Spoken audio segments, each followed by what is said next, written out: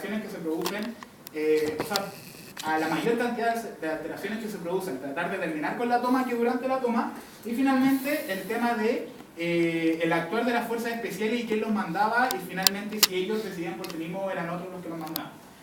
Respecto al tema del actualmente, creemos que fue un tema bastante peculiar para el debate, sobre todo que el primer orador le dedicó un discurso entero a explicar por qué actualmente era relevante.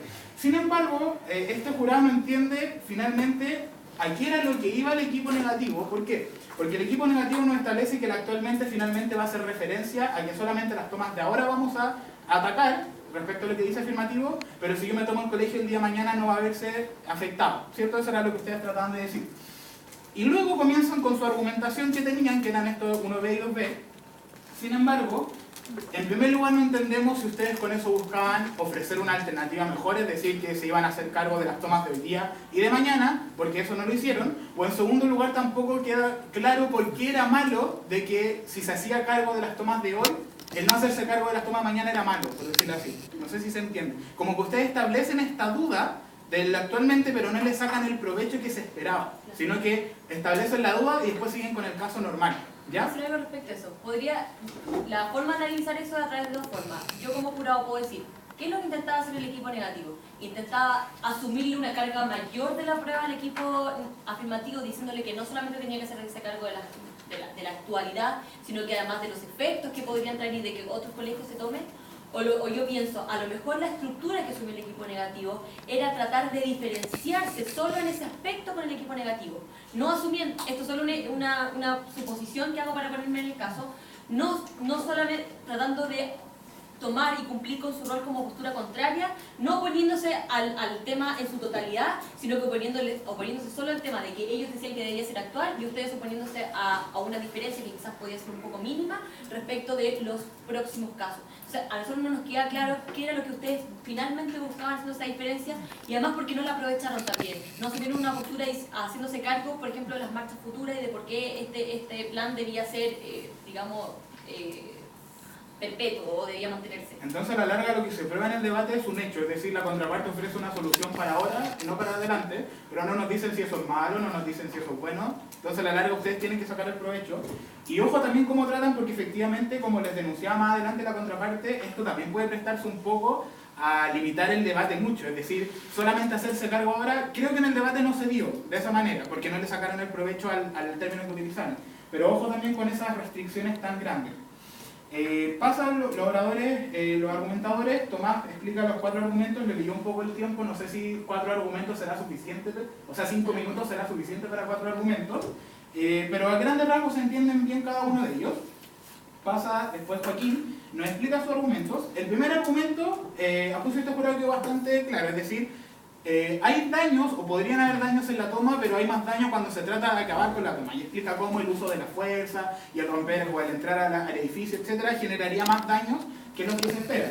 Finalmente aquí había una discusión sobre cómo se probaban estos daños, porque se daban ejemplos del lado afirmativo, se daban ejemplos del lado negativo, finalmente sobre qué producía más daño. Y esa era una discusión que después se tomó a la contraargumentación.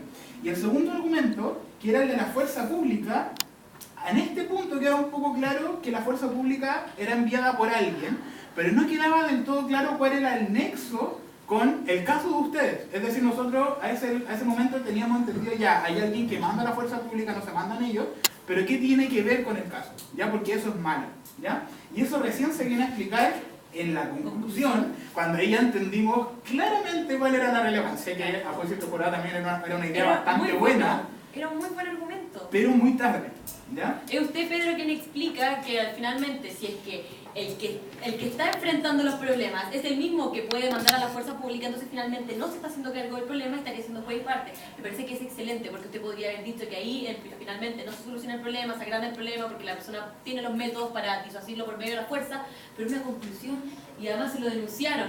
Entonces, eso debería haber salido en el primer discurso. Finalmente pasan las refutaciones, equipo afirmativo se hace bien cargo sobre la reserva, sobre los argumentos. Al principio sobre el argumento de los daños, esto ya fue un poco personal, o sea no lo compartimos, pero después sí compartimos la solución final. Yo quedé un poco disconforme con la primera refutación, porque hay 2 refutaciones. Y la primera usted le dice, efectivamente hay daños cuando se va a romper la toma, pero también hay daños dentro de la toma. Entonces a mí, a la larga no me dice que lo que ellos dicen está mal o se cae, sino que me dice que yo también tengo daño.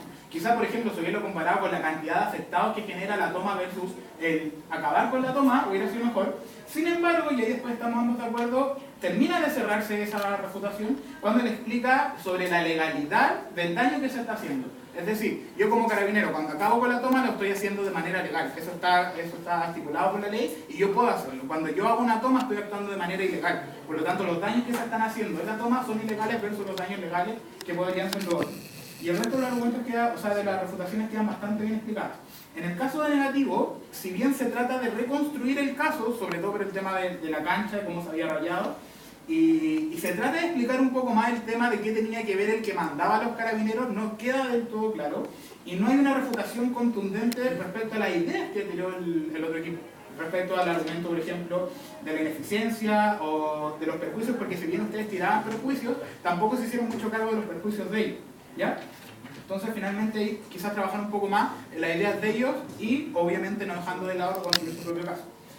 Entonces, en resumen, finalmente, habiendo zanjado ya el tema del actualmente, que si bien pudo haber sido una idea con potencial, no se desarrolló, y que finalmente los daños terminan siendo probados por afirmativo, al igual que los puntos que establecían, y negativos, si bien tenía ideas buenas, no quedan del todo probadas, y la más importante se desarrolla muy tardíamente dentro del debate, es que finalmente el debate queda para el equipo afirmativo.